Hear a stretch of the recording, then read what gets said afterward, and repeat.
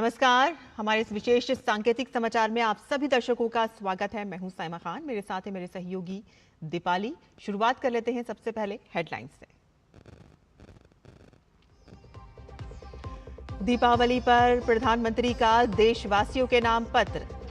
PM ने कहा कि भारत दुनिया की तीसरी सबसे बड़ी अर्थव्यवस्था बनने को तैयार। भारत स्थिरता और संवेदनशीलता दोनों का प्रतीक बनकर उभरा।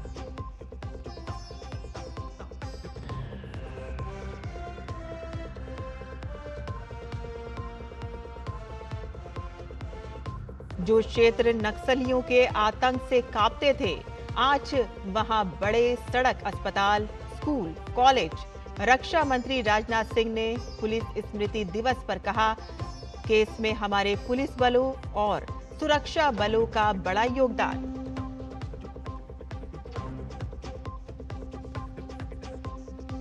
नीतीश कुमार ने किया चुनाव प्रचार का आगाज। सीट शेयरिंग को लेकर नहीं खत्म हो रही महागठबंधन की उलझन।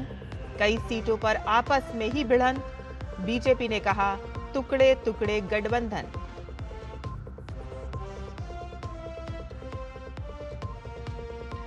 सबरीमाला सोना चोरी मामले में बड़ी साजिश के मिले साक्ष्य।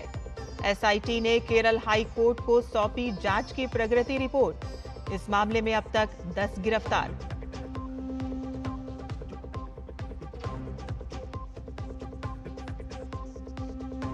और साने ताकाइची चुनी गई जापान की पहली महिला प्रधानमंत्री। प्रधानमंत्री मोदी ने दी बधाई, कहा कि वैश्विक साझेदारी को मजबूत करने की दिशा में मिलकर करेंगे काम।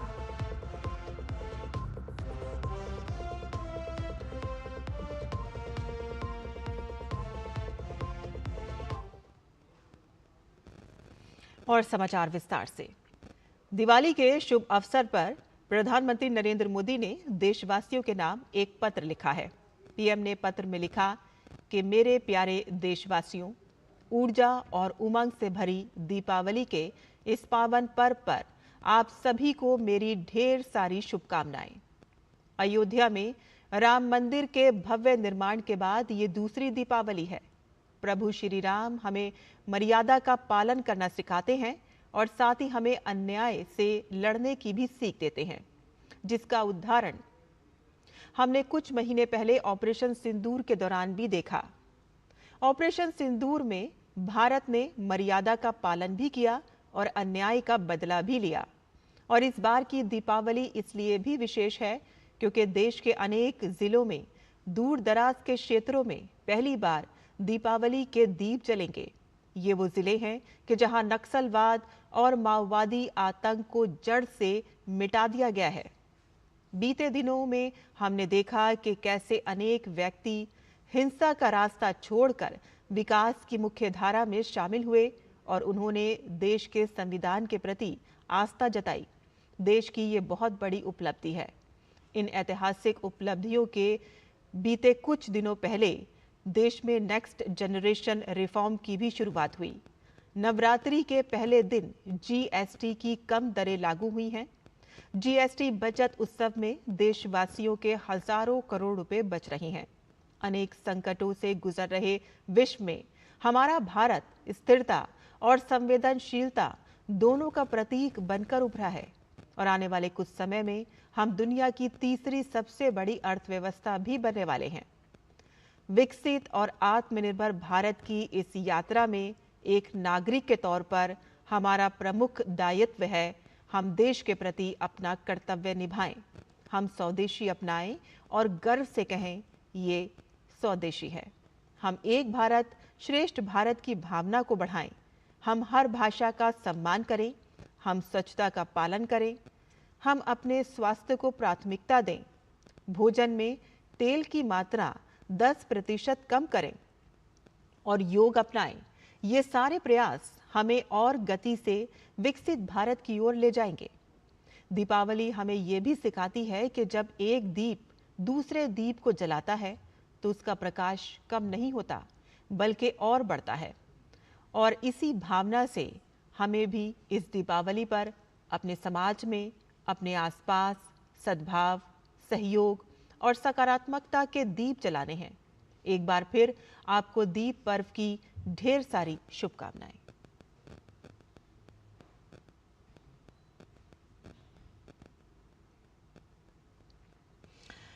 पुलिस स्मृति दिवस पर प्रधानमंत्री नरेंद्र मोदी ने बहादुर पुलिसकर्मियों के साहस और समर्पण की सराहना की। पीएम ने एक्स पर लिखा कि पुलिस स्मृति दिवस पर हम अपने पुलिसकर्मियों के साहस को सलाम करते हैं और कर्तव्य पथ पर उनके सर्वोच्च बलिदान को याद करते हैं। उनका अटूट समर्पण हमारे राष्ट्र और लोगों को सुरक्षित रखता है।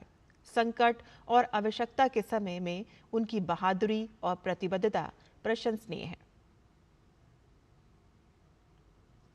पुलिस स्मृति दिवस के मौके पर रक्षा मंत्री राजनाथ सिंह ने नई दिल्ली स्थित राष्ट्रीय पुलिस स्मारक पर शहीद पुलिसकर्मियों को श्रद्धांजलि अर्पित की। हर साल 21 अक्टूबर को पुलिस स्मृति दिवस मनाया जाता है, क्योंकि इसी दिन साल 1959 में लद्दाख के हॉट स्प्रिंग्स में चीनी सैनिकों द्वारा किए गए हमले में भारत के 10 बहादुर जवान शहीद हो गए थे। पुलिस स्मृति दिवस पर केंद्रीय सशस्त्र पुलिस बल और दिल्ली पुलिस के जवानों ने संयुक्त परेड की।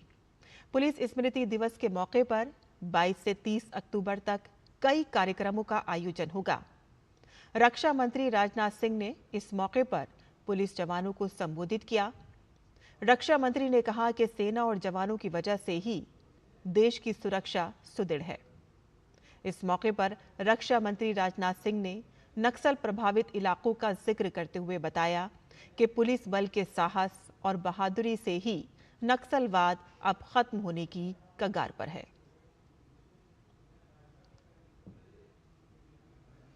केंद्रीय गृह मंत्री अमित शाह ने पुलिस स्मृति दिवस पर साहसी पुलिसकर्मियों की वीरता और निष्ठा की सराहना की। गृह मंत्री ने सोशल मीडिया प्लेटफॉर्म एक्स पर लिखा, पुलिस स्मृति दिवस पर सभी पुलिसकर्मियों को हार्दिक बधाई। प्रथम प्रतिक्रियाकर्ता के रूप में हमारे बलों ने अपराध और आंतरिक सुरक्षा के लिए खतरों को विफल करके तथा अनुकरणीय साहस और प्रतिबद्धता के साथ नागरिकों के अधिकारों की रक्षा करके गौरव की बात लिखी है। देश की सेवा में अपने प्राणों की आहुति देने वाले शहीदों को मेरी भावभीनी श्रद्धांजलि।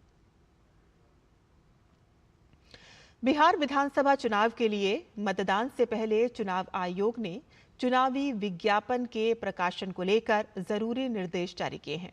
आयोग ने स्पष्ट किया है कि कोई भी राजनीतिक दल, उम्मीदवार या संगठन मतदान के दिन और उससे एक दिन पहले किसी भी अखबार में विज्ञापन प्रकाशित नहीं कर सकेगा, जब तक कि उस विज्ञापन की पूर्व स्वीकृति राज्य या जिला स्तर की मीडिया प्रमाणन एवं निगरानी समिति से प्राप्त न हो। बिहार में पहले चरण के लिए 5 और 6 नवंबर और दूसरे चरण के लिए 10 और 11 नवंबर 2025 को ये प्रतिबंध लागू रहेगा। सीएम नीतीश कुमार ने बिहार के मुजफ्फरपुर से चुनावी अभियान की शुरुआत की। अपने संबोधन में नीतीश कुमार ने आरजेडी प्रमुख लालू यादव पर जमकर निशाना साधा। उन्होंने कहा कि लालू यादव जब जेल गए तो उन्होंने अपनी पत्नी को मुख्यमंत्री बना दिया। लालू यादव सब कुछ अपने परिवार के लिए करते हैं। पाला बदलने को लेकर भी उन्होंने स्पष्ट किया कि कुछ समय के लिए हम इधर से उधर चले गए थे, लेकिन जब हमें लगा था कि सब गलत हो रहा है तो हम हमेशा हमेशा के लिए उधर से इधर आ गए। उधर कर दिया था 1.5 महीना उन लोगों को। अब बाद में हम देखे गड़बड़ है, कुछ नहीं करता है, हम तो हटा दिए। और कभी नहीं, सब दिन के लिए हम लोगों का जिनके साथ शुरू से यही रहेगा। और आप जान रहे हैं यहाँ बिहार में काम हो रहा है और केंद्र का भी सहयोग मिल रहा है, तो सब दिन के लिए ये सब सहयोग होगा। इसलिए आप याद रखिएगा, कोई दूसरा करता है। अब महिला को दिया था जी कोई, वो सब आज तक कभी महिला को किया था? हम लोग जो महिला के लिए किए, जो आपको बता रहे हैं, वो सब महिला कुछ किया था? और 7 साल में वो हट गया था तो अपना पत्नी को बनवा दिया था। कोई महिला को, जनरल महिला को कोई मतलब था? कभी कुछ नहीं था। सब अपने परिवार को सोचता। हम लोगों को देखे हैं कभी कोई परिवार का हम बात करते हैं कभी अपने परिवार का? हम तो सब जगह के लोगों के हित में काम करते हैं। बिहार चुनाव को लेकर चुनावी प्रक्रिया जारी है। जहां एनडीए नेता प्रत्याशी चुनाव प्रचार में जुट गए हैं, तो वहीं महागठबंधन में सीट शेयरिंग को लेकर उलझन खत्म होने का नाम नहीं ले रही है और कई सीटों पर आरजेडी, कांग्रेस और मुकेश सहनी की पार्टी आमने सामने है। महागठबंधन में मची सिर फुटबॉल पर जेडीयू नेता राजीव रंजन ने कहा कि महागठबंधन जैसे किसी गठबंधन का अस्तित्व नहीं बचा है। लगभग 15 सीटों पर इंडी दलों के बीच ही आपसी घमासान है। मुकेश सहनी जैसे नेताओं के अस्तित्व पर संकट का समय शुरू हो चुका है। महागठबंधन में मची इस घमासान पर भाजपा के राष्ट्रीय प्रवक्ता शहजाद पूनावाला ने कहा कि महागठबंधन ने 243 सीटों पर 255 उम्मीदवार उतारे हैं और इसका मतलब है कि वे कम से कम 10 से 11 सीटों पर एक दूसरे के खिलाफ लड़ेंगे।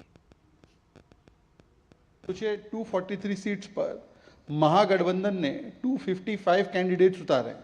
इसका मतलब कि कम से कम 9, 10, 11 सीटों पर ये एक दूसरे के खिलाफ लड़ेंगे और कहते हैं फ्रेंडली फाइट। भाई कुश्ती और मस्ती, कुश्ती और दोस्ती साथ में कैसे हो सकती है? और फाइट कर रहे तो फ्रेंड कैसे हैं?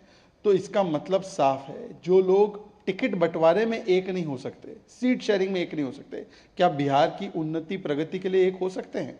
और अब तो हमने देखा है कि केवल पिता बनाम पुत्र नहीं, भाई बनाम भाई नहीं, भाई बनाम बहन नहीं, पार्टी के भीतर भी इनके सिटिंग विधायक, कांग्रेस के हो या आरजेडी के हो, टिकट बेचने का आरोप लगा रहे हैं और कांग्रेस के प्रवक्ता उसको मान भी रहे। तो इसका मतलब साफ है कि ये टुकड़े टुकड़े अलायंस बन चुका है। सासाराम विधानसभा क्षेत्र से राजद प्रत्याशी सत्येंद्र शाह की गिरफ्तारी पर जेडीयू के राष्ट्रीय कार्यकारी अध्यक्ष संजय झा ने कहा कि इसी तरह के लोगों को आरजेडी ने टिकट दी है और उनकी संस्कृति नहीं बदली है। 15 साल तक उनकी पार्टी में ऐसे ही लोग थे जिनकी वजह से दुनिया भर में हमें खुद को बिहारी बताने में शर्म आती थी और आज भी उसी तरह के लोग हैं। जंगल राज के जो बड़े बड़े चेहरे थे, उन्हीं के परिवार के लोगों को टिकट दिया गया है। बिहार की जनता सब जानती है और जब 14 नवंबर को नतीजे आएंगे तो उन्हें सबक मिल जाएगा।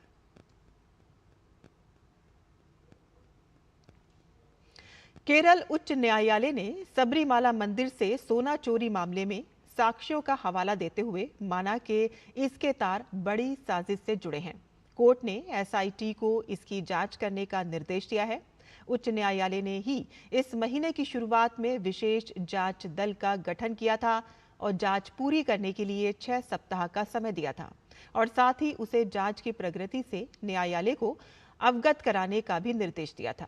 मंगलवार को एसआईटी प्रमुख बंद कमरे में अदालत में पेश हुए, जहां उनसे जांच की प्रगति के बारे में पूछा गया।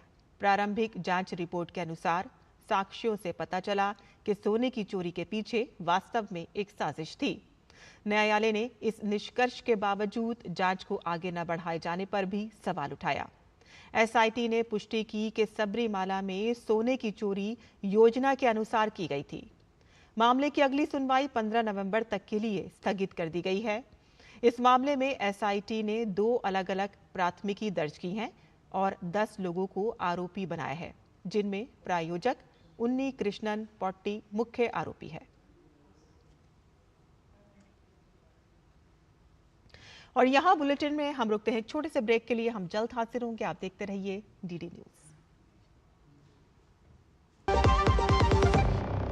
जब धरती चीर कर निकलता है लोहे का पत्थर और मिलता है मोंगिया के जोश से, फिर तपता है, पिघलता है और बनता है फौलाद। अब होता है सरिया सारी खूबियों के साथ। मोंगिया स्टील, मजबूत देश का मजबूत सरिया। और ब्रेक के बाद आपका फिर से स्वागत है। पंजाब की अमृतसर ग्रामीण पुलिस ने केंद्रीय एजेंसियों के साथ मिलकर बड़ी सफलता हासिल की है। खुफिया जानकारी पर पुलिस ने 2 आतंकवादी गुर्गों को गिरफ्तार किया है और इनके पास से एक खतरनाक रॉकेट प्रोपेल्ड ग्रेनेड बरामद हुआ है। एसएसपी देहात मनिंदर सिंह ने बताया कि शुरुआती जांच से पता चला कि गिरफ्तार आरोपी महकदीप सिंह और आदित्य पाकिस्तान स्थित आईएसआई एजेंट के सीधे संपर्क में थे, जिनसे ये हथियार भारत भेजा था। हथियार ड्रोन के माध्यम से इनके पास भेजा गया था। फिलहाल दोनों आरोपियों के लिए एफआईआर दर्ज कर ली गई है और आगे की कार्रवाई जारी है। उत्तर प्रदेश के योगी आदित्यनाथ ने आज लखनऊ में पंजाब के बाढ़ प्रभावित किसानों के लिए बीज सहायता वाहनों को हरी झंडी दिखाकर रवाना किया।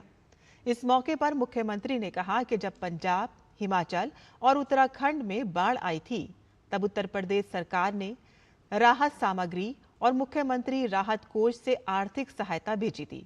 आज मुझे पंजाब के अन्नदाता किसानों को 2500 बोरों में 1000 क्विंटल उन्नत प्रजाति के बीज भेजने में और यहां से उन्हें पंजाब को अर्पित करने में प्रसन्नता की अनुभूति हो रही है।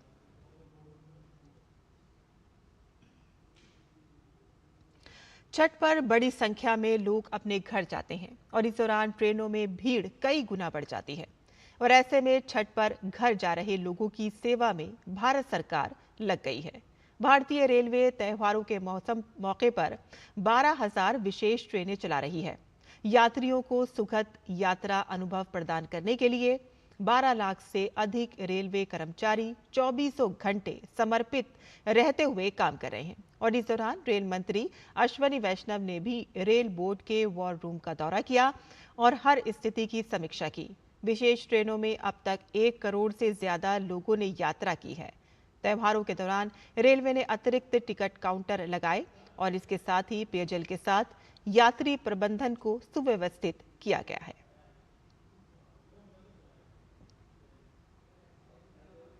और दीपावली के बाद अब छठ पर्व को लेकर रेलवे ने तैयारी तेज कर दी है। उत्तरी रेलवे के मुख्य जनसंपर्क अधिकारी हिमांशु उपाध्याय ने बताया कि यात्रियों की सुविधा के लिए पिछले साल उत्तर रेलवे ने 3,800 स्पेशल ट्रेनें चलाई थी। वहीं इस बार 4,700 से ज्यादा स्पेशल ट्रेनें चलाई जा रही हैं। यात्रियों की सुविधा को देखते हुए दिल्ली एनसीआर में प्रतिदिन 40 स्पेशल ट्रेन चलाई जा रही हैं। सुरक्षा के भी व्यापक प्रबंध किए गए हैं। पिछली बार इस त्योहार के समय में उत्तर रेलवे द्वारा 3800 ट्रेन स्पेशल ट्रेन का संचालन किया गया था। इस बार 4800 से ज्यादा ट्रेन का संचालन किया जा रहा है। प्रतिदिन दिल्ली एरिया से 40 के आसपास हम स्पेशल ट्रेन चला रहे हैं।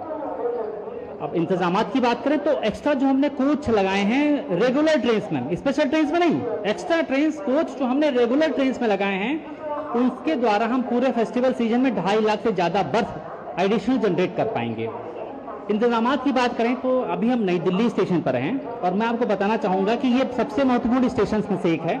यहाँ पर ये देखिए आप, जैसे ये यात्री सहायता बूथ है, यहाँ यात्री आके विभिन्न प्रकार की मदद ले रहे हैं, सहायता ले रहे हैं, हेल्प ले रहे हैं। और रेलवे की तरफ से दी जाने वाली सुविधाओं पर यात्रियों का क्या कहना है, आइए सुनते हैं। मैं दिल्ली से जयनगर जा रहा हूँ, बिहार। रेलवे तो बहुत सुविधा दे रखे हैं यहाँ पे, आज पर्व पे बहुत सुविधा दे रखे हैं, कोई चीज़ की दिक्कत नहीं है। इस बार बढ़िया सुविधा है सर, अगले साल से बढ़िया है, बेहतर है। अगले साल तो सर बहुत दिक्कत थी, लेकिन इस बार बहुत सुविधा है।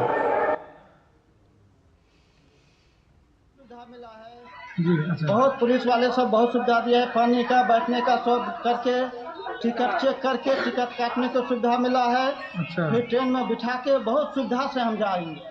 तो आप खुश है रेल प्रशासन से? एकदम खुश है। इस तरह से चलेगा तो पूरा पब्लिक खुश रहेगा। यहाँ की व्यवस्था बहुत बढ़िया है सर जी, कोई दिक्कत नहीं, प्रशासन बहुत बढ़िया से व्यवस्था था, कोई दिक्कत नहीं। सोशल मीडिया प्लेटफॉर्म एक्स पर बिहार कांग्रेस के एक पोस्ट को लेकर विवाद खड़ा हो गया है। पोस्ट में एक युवक टॉयलेट सीट पर सोता नजर आया, जिस पर कांग्रेस ने प्रधानमंत्री नरेंद्र मोदी और मुख्यमंत्री नीतीश कुमार पर निशाना साधा। इस पोस्ट पर रेल मंत्रालय ने कड़ी आपत्ति जताई है। रेल मंत्रालय ने इसे भ्रामक बताते हुए कहा कि कुछ लोग पुरानी और गलत जानकारी साझा कर संगठन की छवि धूमिल करने की कोशिश कर रहे हैं। मंत्रालय ने साफ किया है कि भारतीय रेल लगातार यात्री सुविधाओं में सुधार के लिए काम कर रही है और लोगों से अपील की है कि ऐसी भ्रामक जानकारियां ना फैलाएं। दिल्ली में छठ से पहले तैयारियां जोरों शोर से चल रही हैं। छठ घाटों का निर्माण अंतिम चरण में है। यमुना किनारे छठ व्रतियों की भारी जमावट के मद्देनजर तैयारियों को पुख्ता स्वरूप दिया जा रहा है और मौके का जायजा लिया हमारे संवाददाता मोहित शुक्ला ने। छठ पर्व से ठीक पहले दिल्ली सरकार ने तैयारियां मुकम्मल कर ली हैं और आप समझिए, यहां पर मैं आपको जो तस्वीर दिखा रहा हूं उसको देखकर आप ये अंदाजा लगा सकते हैं कि इस बार दिल्ली में छठ कितने भव्य तौर पर मनाई जाएगी। मसलन यहाँ पर घाट को पूरी तरीके से बनाकर तैयार कर लिया गया है। ये वो कालिंदी कुंज और दूसरे घाटों की तरह इस घाट की भी तस्वीर है जो ये अब बानगी बयां कर रहा है कि मैं पूरी तरीके से बनकर तैयार हूं और दिल्ली में इस बार आपको यमुना के किनारे छठ मनाने के लिए मिल रही है। आप यहाँ पर तस्वीरों के माध्यम से देखिए। मैं अपने कैमरा सहयोगी मोंटी से कहूँगा कि आपको वो दिखाएं कि ये वो घाट, ITO का वो घाट जो अब से कुछ महीने पहले टूटा हुआ था, उसको पूरी तरीके से तैयार कर दिया गया है। जो लोग ऊपर छठ मनाना चाहते हैं उनके लिए यहाँ पर रेत को समतल कर दिया गया है। इसके साथ ही बड़ी बड़ी मशीनों के माध्यम से यहाँ पर यमुना की गाद निकाली जा रही है और जो लोग दूसरे वेस्टेज यहाँ पर मसलन पूजा सामग्री या दूसरे प्लास्टिक की चीज़ें यहाँ पर प्रवाहित करते हैं, ऐसी चीज़ों को यहाँ से निकालने के लिए इन मशीनों के माध्यम से साफ सफाई का काम शुरू है। यमुना घाट से कैमरा सहयोगी मोंटी के साथ मैं मोहित शुक्ला, दूरदर्शन न्यूज। दिल्ली की मुख्यमंत्री रेखा गुप्ता ने प्रधानमंत्री नरेंद्र मोदी से मुलाकात कर उन्हें दीपावली की शुभकामनाएं दी। रेखा गुप्ता ने इस मुलाकात की तस्वीरें सोशल मीडिया पर शेयर करते हुए लिखा कि भारत के यशस्वी प्रधानमंत्री से शिष्टाचार भेंट कर उन्हें दीपावली की बधाई दी। उन्होंने आगे लिखा कि प्रधानमंत्री का सानिध्य और उनका आशीर्वाद नई ऊर्जा और संकल्प के साथ दिल्ली की सेवा में और अधिक समर्पण से कार्य करने की प्रेरणा देता है। रेखा गुप्ता ने प्रधानमंत्री के मार्गदर्शन के लिए उनका आभार व्यक्त किया। त्योहारों का मौसम चल रहा है और देश भर में आज गोवर्धन पूजा की जा रही है। मध्य प्रदेश के सीएम मोहन यादव ने गोवर्धन पूजा की शुभकामना देते हुए कहा कि दीपावली के दूसरे दिन गोवर्धन पूजा करने की परंपरा कई सालों से पूरे देश में है। उन्होंने कहा कि गाय पशुपालन मंत्रालय की ताकत है। उन्होंने बताया कि दूध उत्पादन के क्षेत्र में मध्य प्रदेश को अग्रणी बनाने के लिए सरकार की ओर से कई योजनाएं लाई गई हैं।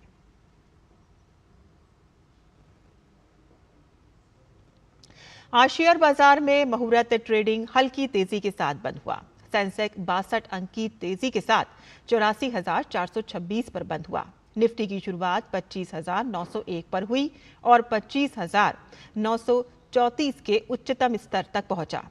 निफ्टी 25 अंक की तेजी के साथ 25,868 पर बंद हुआ। बाजार में तेजी को मेटल और फार्मा शेयरों ने लीड किया। Nifty auto, Nifty health care, Nifty FMCG और निफ्टी IT हरे निशान में बंद हुए। लार्ज कैप की तुलना में मिड कैप और स्मॉल कैप का प्रदर्शन अच्छा रहा। हर साल दिवाली के मौके पर मुहूर्त ट्रेडिंग का आयोजन किया जाता है और इस दौरान निवेश को शुभ माना जाता है।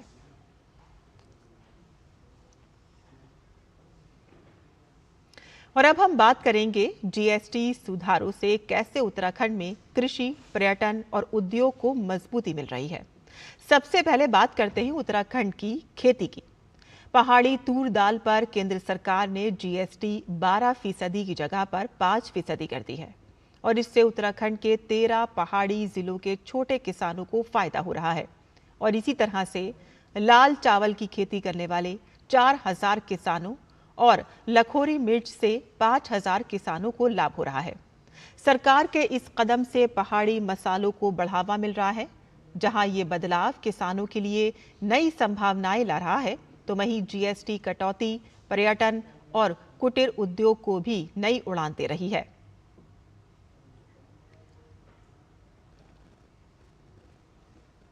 वहीं 7,000 और भारत ने जम्मू कश्मीर स्थित नियंत्रण रेखा पर फेंसिंग के ज्यादातर हिस्से को स्मार्ट फेंसिंग में तब्दील कर दिया है। हमारी वरिष्ठ सहयोगी नंदिता डागर ने जम्मू कश्मीर के नौशेरा स्थित नियंत्रण रेखा पर इस स्मार्ट फेंसिंग का जायजा लिया।